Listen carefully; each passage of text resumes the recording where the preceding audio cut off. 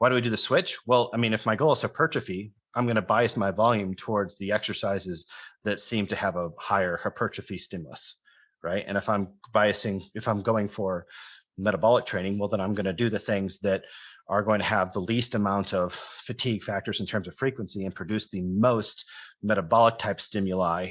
You You so didn't mean short position metabolites. exercise. Okay. Yeah. I'm sorry, Mr. I thought you meant metabolites as a driver of hypertrophic outcomes. You meant metabolites as a driver of like work capacity or something like that. Yeah. Like, So yeah. So as a driver of the ability to resist metabolites, like buffering capacity.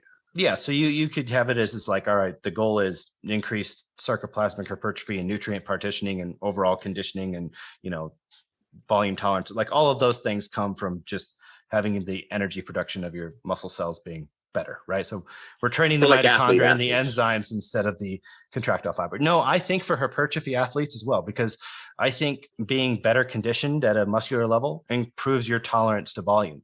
Right. So it allows you to accrue more stimulus when you're on the flip side of that and focusing on exercises that aren't. So we will sprinkle in small, like what you would call metabolite type phases over a longer meso. So like, for example, it might be like, all right, you got like 4 or 6 weeks or whatever that you're focusing on pure mechanical tension. And then you might take a week or two that you focus on more of a metabolic type stimulus, right? And then what we see is that when people go back, everything from their base health markers, but basically their ability to maintain performance and tolerate volume tends to go up when they. Why is that a benefit? Why is that a benefit? Well, if the goal is to be able to get as much stimulus as possible, recover from that, and then do it again, right? Then I see that as a benefit over time of being able to actually achieve more stimulus and adaptation over time. Like if we take this out a little bit to the extreme to illustrate a point, if you take an individual who's used to lifting and you, let's say, switch them to a protocol of maybe some lifting, maybe some cycling, maybe some elliptical, maybe even some running, and instead of focusing on lifting in the hypertrophy range, you increase the amount of contractile time of that muscle per any unit set to something in the 2 to 3 minute range versus in the typical 30 second to 1 minute range you see in hypertrophy. Mm-hmm. Now you're basically training them more like, an 800-meter runner or something like that.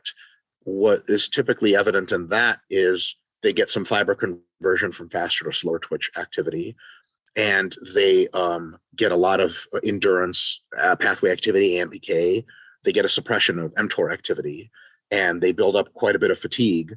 And then so what ends up happening is that sort of training actually makes them less responsive to hypertrophy afterwards, because it makes them behave more like an endurance runner, just marginally. So like if you take someone who's an elite endurance athlete, you throw them in the squat rack, they can do sets of 10 in the squat to near muscular failure over and over for 30 or 40 sets. They don't bat their eye because their endurance is so unbelievable. The problem is they get very little hypertrophic stimulus from that, because those super powerful endurance pathways like AMPK have become ultra dominant, and the hypertrophy pathways are very non-dominant. And as a matter of fact, the way to make the hypertrophy pathways more dominant is periods of active rest, which have been shown to increase faster fiber conversion, and you get ultra sore, and your volume abilities to generate volume are really crap after that. But your per unit of volume hypertrophic stimulus goes up a ton. So you actually don't have to do as much work to get as jacked. Whereas if you do a lot of metabolite work, as you're describing it, performance metabolite work, the ability to handle more, you just need more volume to get an even smaller hypertrophy response. That's my reading of the literature. What would you say to that, Kaz, just off the top of your head? Well, 2 things. One, I would put this analogy of like, we're in the car changing gears. And I would say the example that you gave is me just like opening up the door and jumping out of the car altogether to like doing. So we're not taking people and then like going full endurance mode. What we're looking at is like, we're shifting towards different types of exercises and maybe using shorter rest intervals.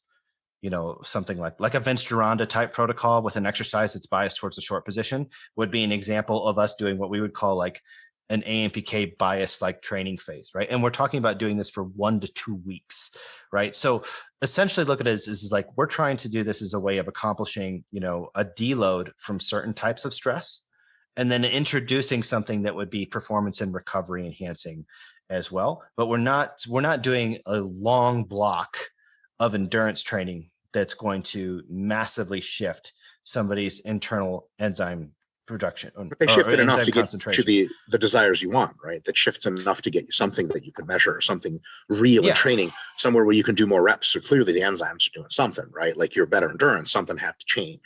Well, I don't. So from a physiological standpoint, I'm not sure. Where we'll align on what's going on a molecular level, but like, so we're training. We're doing a tons of hypertrophy training.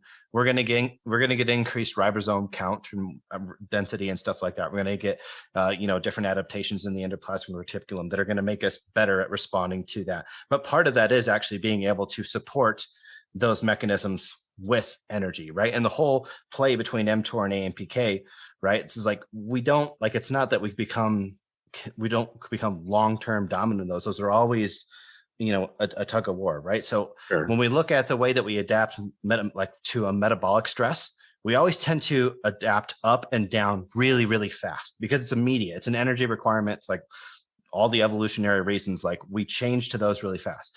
But the things that are more chronic, like the hypertrophy enzymes and stuff like that, those tend to climb slower and go away much slower, right? If we look at those things.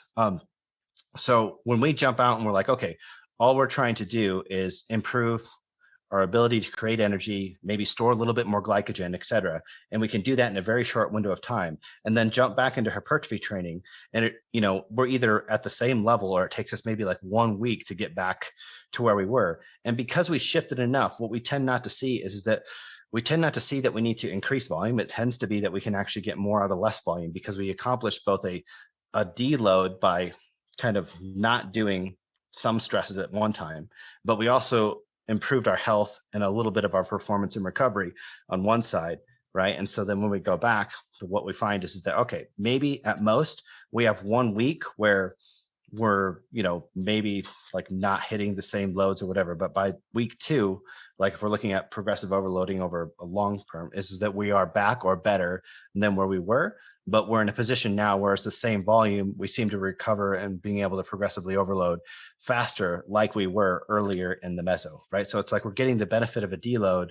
And then I'm also getting people to stay a little bit leaner, stay in a little bit better shape, cardio wise, health wise, et cetera, sleep improvements, things like that. Like, I mean, there, as a bodybuilder, there is something to be said, and you've worked with a ton of people, I've worked with a ton of people.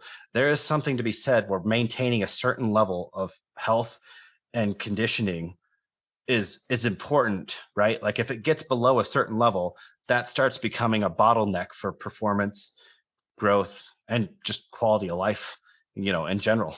Sure. Doesn't that improve though over the weeks? Like if you're doing more sets and more reps and more load, doesn't your conditioning improve over the weeks outside of the effects of fatigue?